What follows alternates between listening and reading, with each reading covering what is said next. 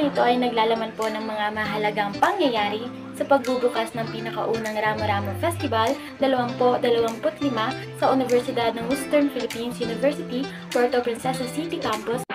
Sa Ramon V. Metra Sports Complex, formal na binuksan ang palarong pang-universidad na kung saan ng iba't ibang kolehiyo ay maglalaban at magpapakitang husay o gilas upang makamit ang kampiyon. Kabilang dito ang Kolehiyo ng Criminal Justice Education, Kolehiyo ng Arts and Sciences, Kolehiyo ng Fisheries and Natural Sciences, Kolehiyo ng Education, at ang Kolehiyo ng Public Administration Management.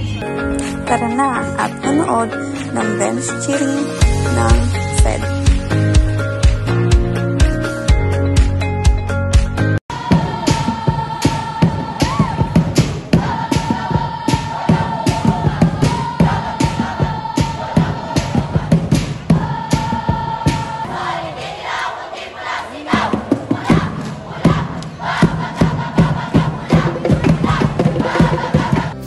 The next day.